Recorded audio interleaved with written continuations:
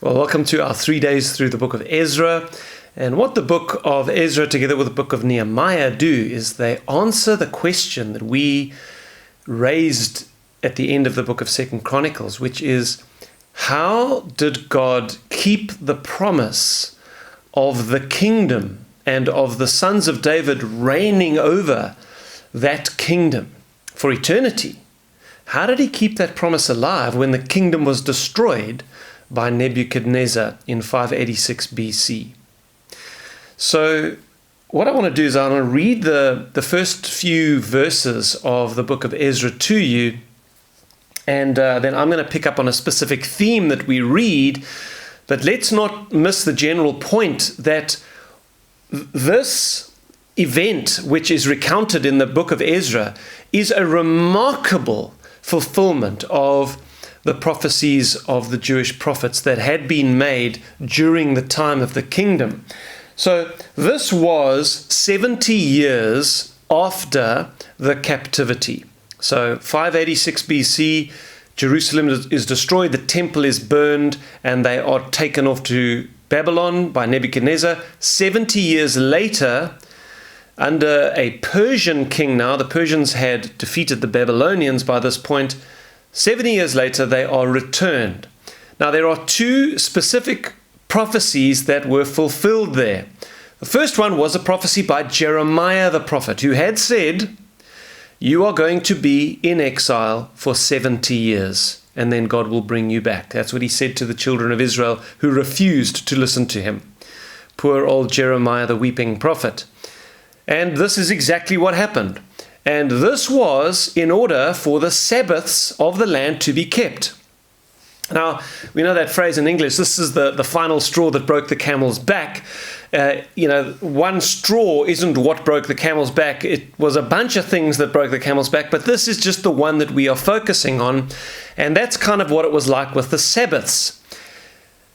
The kingdom had been about 490 years in duration, from the rise of Saul, the very first king of Israel over the kingdom, all the way through all the kings to the captivity in 586 BC. That was about 490 years. And so during that 490 years, the land should have kept Sabbath 70 years, because every 7 years the land was supposed to be left fallow to rest and recover. But they hadn't done it, and this was just one example, one little straw of their not obeying the law of Moses and not worshiping God in the way that he demanded. And so God picked up on this little detail, and he said to them, okay, you haven't kept the Sabbaths during the kingdom. I'm going to send you off into captivity, and you're going to stay captive while the land enjoys those 70 years of Sabbath rest. And this is what Jeremiah had predicted would happen. They would be in exile 70 years, and here it is, 70 years later exactly, this miraculous event occurs where they are given favor by the Persian king and allowed to return to their land. And this, of course, was the second fulfillment. The prophet Isaiah 44, I think it is, had predicted that a Persian king named Cyrus would return the children of Israel to Jerusalem so that they could rebuild the temple. And this is one of two examples in Scripture where someone is named hundreds of years before their birth, and God says they're going to do something. The other example is King Josiah.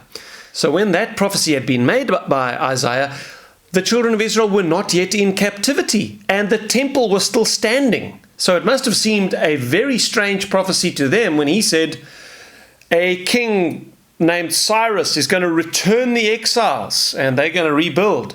That would have seemed very strange, but it unfolded exactly as the prophet had said. Okay, so let's read the first few verses of the book of Ezra, and then I want to pick up on one of the details that we read in here. Now, in the first year of Cyrus, king of Persia, that the word of the Lord by the mouth of Jeremiah might be fulfilled. Remember, Jeremiah had said, 70 years you will be in exile.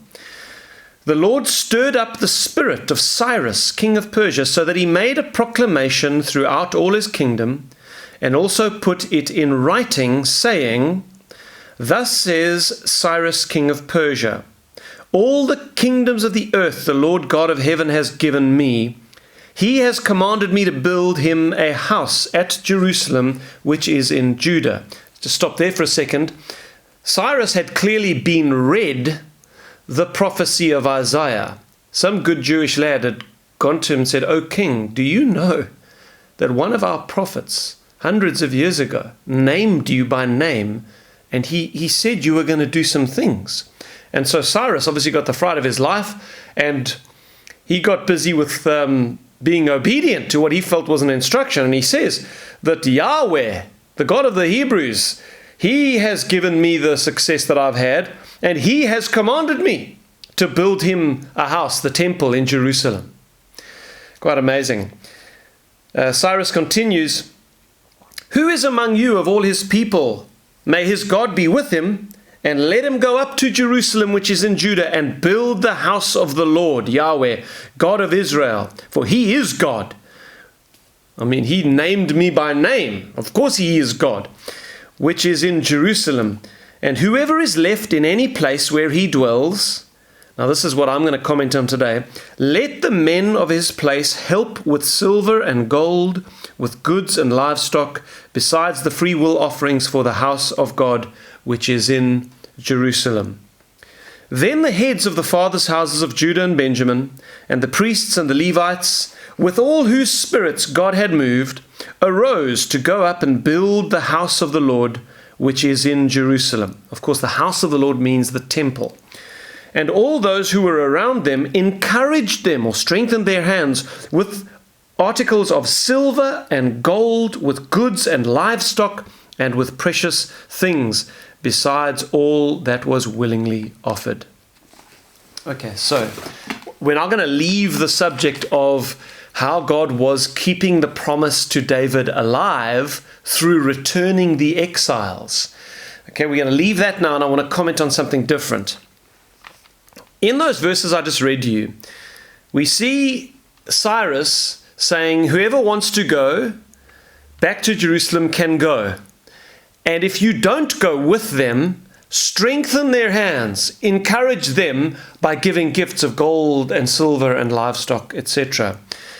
I'm going to read you my note for this morning. Even a pagan king knew that it takes money and resources to build and operate the temple for the corporate worship of God to function. And he assumed, when he issued that proclamation, he assumed that all the remaining Israelites, those who did not leave his kingdom and go back to Jerusalem, he just assumed that they would see that it is entirely reasonable for those who cannot go up to Jerusalem and build the temple themselves to give money and other offerings in order to make it happen. He just assumes that that is entirely reasonable, that this people should come together. And there are some who are able to go up to Jerusalem and do the work of building the temple. There are others who won't. They can't leave their lives, that they now are living in his kingdom in Persia. But those who stay should support those who go back and make offerings to them. Now, this, of course, applies to us in the New Covenant age, where the church is the house of God. Paul calls the church the holy temple of the Lord in Ephesians chapter 2. It is entirely reasonable to expect Christians who themselves cannot be in the ministry to support the church and its ministers financially. That is entirely reasonable. Now, I'm not talking about tithing.